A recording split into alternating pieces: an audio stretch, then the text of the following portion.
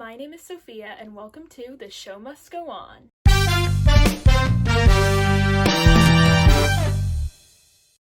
So today I am making my first video about Ariana Grande, my favorite singer. I have been a huge Arianator for many years, and I'm so excited to talk about her brand new deluxe version of her album Eternal Sunshine, also called Brighter Days Ahead, and her short film of the same name. In this video I'm just going to be doing a little analysis of all the tracks and the short film and kind of giving my opinions on it, and yeah, let's get right into it.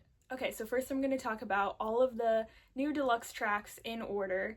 So starting with the extended version of Intro, End of the World. So I do really like this little addition to this intro. This intro breaks my heart every time I hear it, so having these little extra lines and everything just like really adds on to the emotional heartbreak of the original song. I really like how I feel like this version of the song kind of somehow made it even sadder than it already is, because I feel like the original version, it feels a little bit more just like curious and like inquiring, you know what I mean, about like how can I tell if I'm in the right relationship, but then I had this like it's a little more matter of fact, whereas this one is a little bit more like yeah, like bringing a little bit more like sad specific details into it. I love the line about like, please pay me no mind while I jump into your skin and change your eyes so you see things through mine. I really think that's a really cool way to, you know, describe how you wish someone could like see the situation, how you see it and everything. And obviously I think that's a little reference to POV, which makes me cry. I also like Can't You Sense Me, I've been right here all this time. That is so heartbreaking to me because it's showing like you're not like paying enough mind to me, you're not, or at least like to the true me, if that makes sense. And yeah, would you still be here pretending you still like me? Like I feel like that just adds on to the whole, you know, would I still be your lover if the world was gonna end? Oh my god, the pretending you don't regret not thinking before asking. Lethal. Just thinking about that, like, did you put enough thought into like proposing, you know? Not to get, obviously I don't want to do too much like, you know, digging into like Ariana's personal life, because obviously that's like none of our business, but you know, but obviously I feel like it's gonna come up a little bit in this because this album is very personal, and I mean, you know, we all kind of know who a lot of these songs are about. Yeah, like her saying now you're long gone in Cali, and me, I'm still unpacking why I even allowed you on the flight. And I also like how that line is kind of like, it kind of has like a double meaning, you know, because like at first when you start hearing that line you think she's gonna say, oh, like me, I'm still unpacking, like literally unpacking, you know, but which like it could, you know, first mean, but then it goes into, you know, why I'm still unpacking, why I allowed you on the flight. So I kind of like that there's like a double like meaning to that. Broke your heart because you broke mine, so me, I am the bad guy because I'd already grieved you and you started to realize. I feel like that's a little nod to don't want to break up again, because the whole thing in that song is her saying like it's kind of, even though she's upset with this relationship, in that song she's very also like sad, like she almost still feels bad though for like trying to make it end and everything, because you know she's saying like, I don't wanna F with your head, it's breaking my heart to keep breaking yours again. Well, I think that's kind of a nod to that, like she's saying like I had to break your heart because you broke mine, but then therefore I'm seen as the bad guy because I'm the one who actually finally like spoke what we were both thinking of, like this relationship needs to end. I already grieved you and you started to realize I do need you, I did. Like, so she's saying like she needed him and he wasn't there for her in the moment, which is also kind of like what she says in Don't Want to Break Up Again in the second verse when she says, I made it so easy, spent so much on therapy, blame my own codependency, but you didn't even try. When you finally did, it was at the wrong time. So that's kind of going with that too. Once again, like he finally realized, you know, that she needed him and everything when it was like too late. And then, oh my god, her saying, I wish I could unneed you, so I did. So sad. So yeah, this was just a very, I really like how I feel like these added lines kind of like almost referenced a lot of other songs on the original album and gave a little bit more like context to the whole song. But the first version of the song is her just like questioning what to do and like if, you know, she should end this relationship, and then this is almost like the response of like, yes, like, okay, so I realized I needed to end the relationship, and this is like the aftermath of that, if that makes sense. Okay, so now I'm going to talk about Twilight Zone, which I know is kind of like the fan favorite right now, because I think it's also like the single of the deluxe, and I know it's been getting a lot of streams and everything, so we love that. But yeah, this is such a pretty song. I love the production of it. I feel like it's so like dreamy and whimsical. You know, I definitely think it sounds very 80s and, you know, has a little bit of that synth pop. So I do think it kind of reminds me a lot of like, you know, her Save Your Tears remix with The Weeknd, and like Supernatural a little bit. I really like the opening line of "Did I dream the whole thing?" I just feel like that's a really like captivating first line, you know. And I mean, you know, I also like it because I feel like, you know, Ariana references like dreaming and stuff a lot in her songs, like with REM and stuff like that. So I kind of like that. Once again, I feel like that adds to the whole like whimsical feeling of the song. It's like you feel like this relationship hurt you so much that you almost can't even tell if you like dreamed it or not. Like you can't even tell if it was real. Yeah, I also, and this kind of goes through the whole deluxe, I really like how I feel like in a lot of these songs she also, like, it's not just her being like, you're terrible, you're terrible, you're terrible. Like, she also is like talking about how like she sometimes feels like she was in the wrong, or yeah, like maybe there were things she could have done better or whatever. And I just like that because I think, you know, it shows a little bit of a more like balanced perspective, and I feel like that's very mature, you know, to also think about maybe what you did wrong and everything. Because, you know, she says like, was I just a nightmare? And later she says like, was I just not me at all? So it's kind of showing how like, yes, you know, this person might have done some bad things. Obviously they both also kind of had a part in, you know, this relationship not really working out because they might have kind of like not showed their like full true intentions and selves like at the beginning of the relationship and stuff. Like that's her saying like, was I just not me? Like, was I kind of sacrificing parts of myself while in this relationship or whatever? Oh my god, her saying you should win for best actor because I had you completely wrong. That's crazy, especially, you know, with her being nominated for Oscar for best supporting actress and all the wicked stuff or whatever. Like, that's just a crazy line. And also the like, does she know you're not who you say you are because I might give her a call? That also like gagged me when I heard that. And yeah, something I really like about this song is I feel like the chorus is so like kind of simple, but that's kind of what makes it like more heartbreaking. I kind of feel this way about like I Wish I Hated You too. Like, you know, I feel like the sentiment in I Wish I Hated You is pretty like simple. It's just like, you know, I wish I hated you because it would make it, you know, easier to get over this.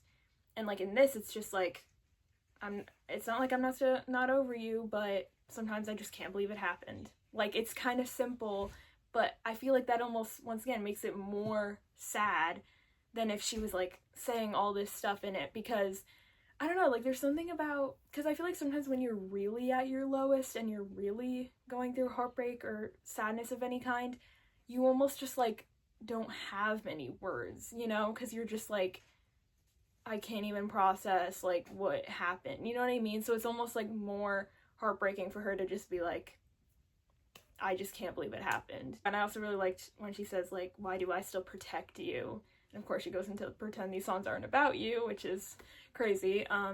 Yeah, I just like that line too, because I feel like, yeah, it just even goes to show that even though, you know, she went through all this heartache, like there's still a piece of her that wants to like, you know, protect this person because they did mean a lot to her at a certain time, and, you know, obviously that's a very complicated situation to be in. So now I'm talking about Warm, which is one of my favorites. I love this song so much.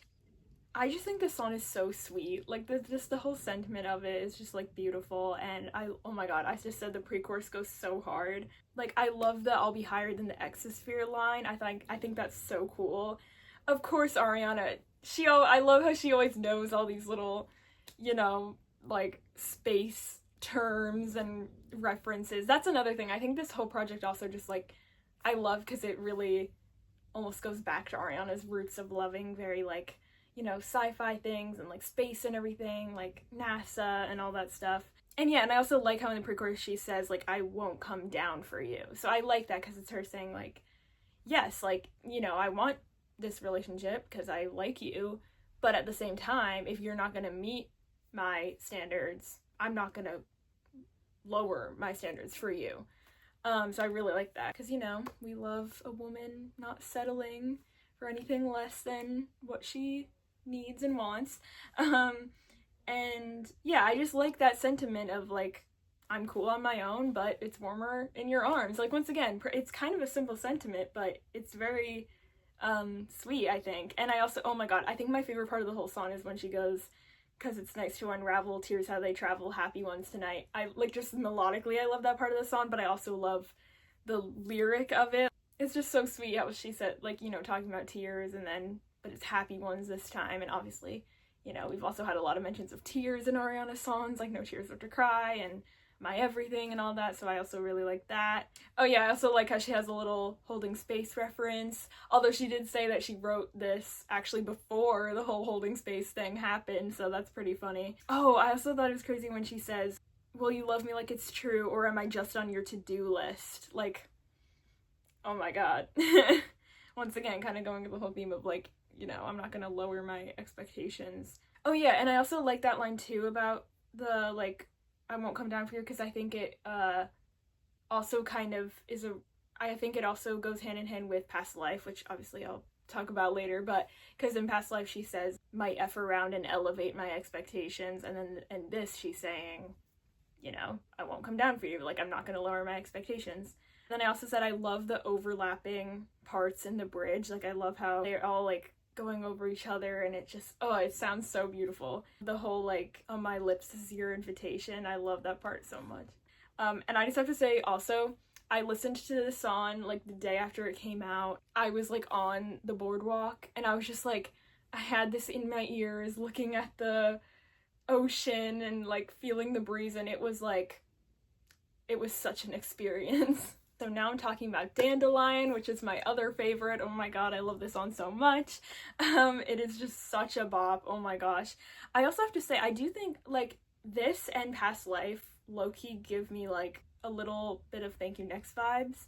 And also this whole deluxe also kind of slightly gives me Dangerous Woman vibes at times, because I definitely think this deluxe is a lot darker. But yeah, I just love this song so much. It's just so catchy. I think the pre-chorus of this song is one of Ariana's best. Like, the I got what you need, I'm thinking you should plant this seed, like, that whole part, oh my god, I love that. I love all just, like, the little clever lyrical, you know, references obviously to Dandelion, like, all the clever, like, flower type of lines and stuff, like thinking you should plant this seed. And then, you know, in the chorus we're saying, can't you see I bloom at night? Her saying, don't blow this, and what's your wish list? I also love that too, because, like, when she first unveiled the track list and I saw, like, Dandelion, I was like, what is Dandelion gonna be? Like, I couldn't think of, like, what that was gonna be. So I just think it's so clever, like, the whole metaphor of being, like, you know, I'll be your wish list, like, the way that people, you know, blow on dandelions to, like, make a wish. Like, I just think that's such a clever metaphor. Oh, and also when she says, let's get dirty.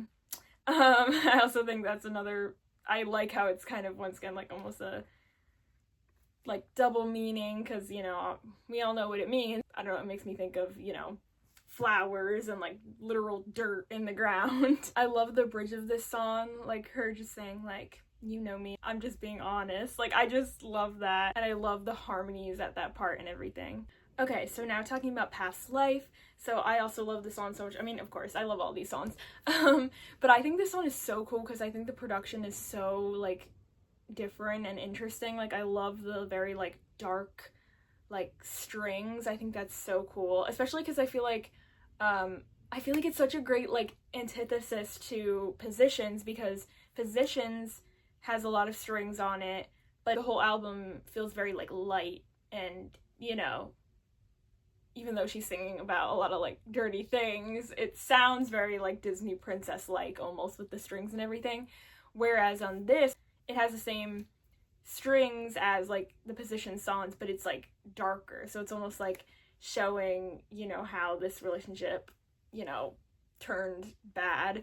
I love the opening line of "woke up with a ghost by my side." I once again think that's a very catching opening line. And I really like that because it reminds me of "Don't Want to Break Up Again" once again, where she says, you know, like, I fall asleep crying, you turn up the TV, you don't want to hear me, one more sleepless night. Like, you know, it's just feeling like that person that you're next to, like, isn't even, you know, truly there for you. And yeah, I just think that lyric too with like the ghost by my side is just such a good, like, cool way to describe the relationship falling apart. I just think in general on this deluxe she does a really good job of like showing, not telling. Like, you know what I mean? Like, I feel like she really like describes things in very cool and interesting ways. So I really like the moth metaphor, like a moth to a flame. I didn't think, I just flew. I also think that's a really cool way to describe, you know, kind of like rushing into a relationship or rushing into making big decisions in the relationship or anything like that. Yeah, I really like her saying, like, you think I'm lost, but that's just how you found me. Maybe I'm the stranger after all. Once again, I feel like Twilight Zone, this kind of is hinting how she almost feels like, you know, they both kind of lost each other to this relationship. Like, maybe they weren't their full, honest, true selves, even at the start or whatever, and that's what kind of led to things going astray later on. And I also think, I really like how the chorus kind of has a little callback to Bye, because she says, always wonder what would happen if I let you lose me. And in Bye, she says, didn't think you'd lose me, now it's just too late to choose me. So I like that little reference. The elevate my expectations line I really like, and I like that how that kind of ends up going along with Warm. I think the arranging in the bridge is so cool. Once again, kind of like Warm, where I feel like, you know, all the parts are like overlapping and it sounds really cool. I also just really like the lyric in the second verse of Faced Me Just Like the Moon. Once again, like, just such a cool, I just think she says things in such cool ways. And once again, I also just like that too, because I feel like there's just such a heavy, you know, like, picture in your mind when you listen to these songs of like it being very, you know, like sci-fi, and, you know, like there's lots of references to things like that, like the moon and all that type of stuff. And I also really like when she says, I used to think you were the medicine, but you were just code blue. I feel like that's kind of a reference to Love Language when she said, you're the medication when I'm feeling anxious, which just makes me cry. And now, finally, the last song on the deluxe album, Hampstead. So I know, you know, this is kind of the big tearjerker ballad at the end, and I definitely think this might be Ariana's best written song lyrically. I love the way that this song, you know, like, she starts the song by saying, I left my heart at a pub in Hampstead, and then I feel like the whole song, you feel like it sounds like you're in the pub, especially at the end, because right at the end, like, I love the way that they all of a sudden make her voice sound like it's not like in a recording studio, but it makes it sound like she's like singing in the pub, and then you hear little like clinking of glasses and like people talking and stuff. I just love that, because it kind of reminds me of like if any of you watch those like ambiance rooms on YouTube to like when you're like studying or reading or anything, and you know, they have all that little noise, like clinking of glasses and chattering in like a cafe or restaurant or something. Like, it kind of reminds me of that, and I just think that's so cool. And it also makes it feel very cinematic, which I feel like this whole album definitely feels like. I really like the lyrics, your seat's nowhere near the table, and then but I find something sweet in your peculiar behavior, because I think to be so dumb must be nice. I think that's a really clever and funny line. I also really like in the second verse when she says, so much has changed in the past year, and she says, I'm still the same, but only entirely different. I just love that, because I feel like that's so relatable. Like, you know, I feel like a lot of times when you look back on like a year or, you know, just a certain time in your life, you're like, oh yeah, like, I kind of am the same. Like, you know, a lot of my core, you know, things are the same about me, but at the same time, like, I went through so much different experiences, and I also changed so much. I just feel like that's such a cool way to describe that feeling. And oh my gosh, of course, my lover's just some lines in some songs. That line hurt a little bit. And I just really like, you know, the whole ending line of rather be swimming with you than drowning in a crowded room. I just think that's such a pretty lyric. And of course, like, I can't not mention the chorus. Like, I just think all the lyrics in the chorus are so beautiful, and I especially love, and I'd rather be seen and alive than dying by your point of view, which once again, little reference to Point of View, and yeah, this song just kills me. Okay, so now I'm just going to talk about my own personal ranking of these songs. Obviously, I love all of them, and it's very hard to rank them, but this is just if I had to give a little ranking, this is what I would say. I literally cannot choose between Warm and Dandelion as my favorite. Like, literally, I love them both so much, and it's kind of hard for me to choose because I feel like they're so different. Like, they're literally opposites. Like, you know, Warm is so, like, light and sweet and pretty, and then Dandelion's very, like, you know, more, like, dirty and darker, so it's kind of, like, hard to even compare them. That's why I feel like I can't even choose which one is my favorite, because I love them both so much, but it also, like, depends on my mood which one I, you know, like more. But yeah, I just love that, like, just melodically and everything, like, they're just bops. And next would be Past Life for me. Once again, I just think this song is so catchy, and I love the production of it. Then Twilight Zone. I love this song. I do just think for this one, the only reason why I have it, like, a little bit lower is just because, I do feel like for this one, I have to be in a little bit more of a specific mood to turn it on, whereas, like, the first three that I said, I kind of can just, like, put them on at any time, because, like, they're just, like, fun bops. Whereas I feel like Twilight Zone, like, it's a little bit more emotional, so sometimes I don't always, like, want to listen to that.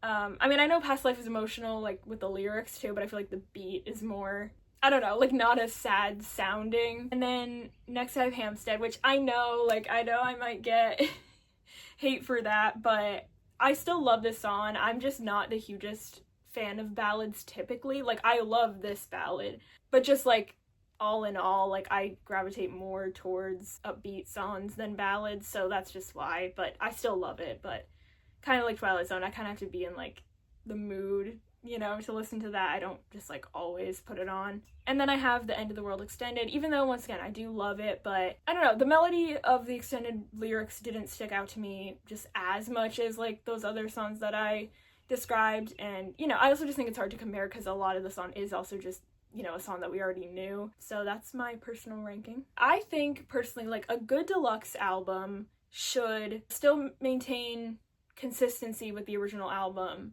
but also expand on it and, like, give it some new depth and, like, new ideas and stuff. And I definitely think she did that with this. Like, it still all feels, you know, like it's in the Eternal Sunshine world, but it also has something different to it. Like, there's something about all these tracks that, once again, even though their production does feel very much in alignment with the original Eternal Sunshine, a lot of the production also feels just, like, slightly different. Like, once again, I feel like it all feels, like, just a little bit darker. I just see, you know, the deluxe songs more, like, it's almost like the original Eternal Sunshine is more just, like, on Earth, and then I feel like you get to the deluxe and you, like, get lifted into space. And then I think all the, like, the sentiments in the songs also really elevate the message of the album and, like, give new context and new, like, emotions. Like, I definitely think she also got a lot more, like, personal and more specific with lyrics and stuff than she did on the first one. Like, I feel like on the original version, I mean, obviously she still did, you know, mention a lot of personal things and everything, but I do feel like it was, like, a little bit more vague, whereas I think this, these songs give a little bit more detail. And now I'm going to be talking a little bit about the Brighter Days Ahead short film. So first of all, I just want to say, oh my god, it was so cool to get a short film from Ariana. Like, obviously she's never done something like that, and it was just so beautiful. And I love, you know, how, especially, you know, now that she's in Wicked and everything, like, how she's really also leaning into, you know, exploring her creativity in other ways, you know, not just music, but also in film, and but how she can also marry the two, you know, I really like that. And of course, it's so cool seeing, you know, her first time co-directing something. So yeah, obviously this short film was so emotional. Like, oh my god, it was so crazy seeing Peaches older and, like, seeing Ariana in those, like, prosthetics and everything. And oh my god, like, the childhood memories made me cry. Like, that was just so sweet. I loved, you know, of course, the part where she's, like, singing and she does a little Eternal Sunshine part, and I love how she's using her, like, looping machine and everything, you know, like how she did when she was younger and would just make little YouTube covers. And also she used it in her, like, Positions Vivo video and everything. And then, oh my god, her singing Dandelion was so good. Like, I loved her fit. I loved, like, just the whole performance. I was like, yeah, this is a pop hit. Like, you know what I mean? And then, oh my gosh, the Twilight Zone part was so beautiful. I loved how it kind of, like, the room that she started in was like the We Can't Be Friends room, but how it was like more destroyed. I thought that was really cool. And yeah, like, I just love how, you know, and then how it goes into Supernatural, I loved, because that's one of my favorites from the original album. And I just, yeah, I loved seeing, you know, her kind of use almost this, you know, everything being destroyed as like kind of a metaphor, you know, and, you know, it kind of goes with the whole like end of the world feeling, and obviously it visualizes the very like sci-fi feeling that this album gives. Oh my god, of course the Hampstead part was lethal. Like, literally broke me. I could not believe when I saw her dad. I was like, is that Edward Butera? I could not believe she put her actual dad in it. I thought that was so sweet. And like, of course, it was so, like, it broke my heart seeing, you know, them have like a little actress playing like the younger version of her, and him, you know, talking to her and everything. And then, of course, yeah, like, I really like the whole message of that part too, with how, you know, we see newspapers saying that Peaches was like ripped apart, which, you know, they kind of keep it ambiguous what exactly ripped her apart. You know, we can kind of theorize maybe, you know, it's supposed to represent how, you know, like the media, or, you know, heartbreak and a bunch of different things. And, you know, the fact that she is the daughter of the founder of Brighter Days, and then, you know, but then the fact that he brings her back to life, and, you know, it's very Frankenstein-esque, which I also thought was really cool. And I just, like, yeah, I just think that's so sweet that it's, like, you know, representing that her dad is, like, mending her back to life.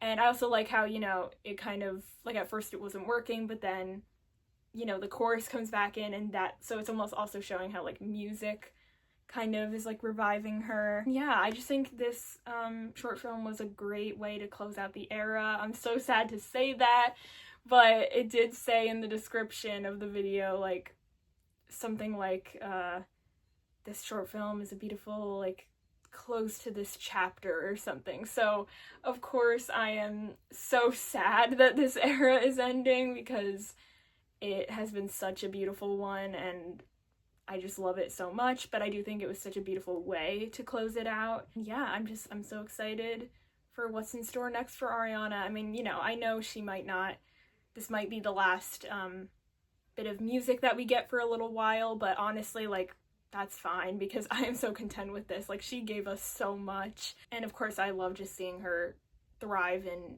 every creative endeavor, you know, including Wicked, and, you know, any other acting endeavor she wants to do, or, you know, more filmmaking, or just anything. Like, I am just so excited to see what she does next, and of course I'm so excited for second Wicked. But yeah, I love this album so much, and I love this new addition to it. So that's it for this video. I really hope you enjoyed, and if you are an Arianator, then definitely subscribe and stay tuned for more videos. I mean, I do a lot of videos just about pop music in general. Like, I'm currently doing a whole ranking of every Sabrina Carpenter song, and I have my first part to that already up, so you can check that out. But, you know, I definitely want to make more videos about Ariana, because I just love all the pop girls and music and everything, so stay tuned for that. And I'll see you next week for my part 2 of ranking every Sabrina Carpenter song. So, bye!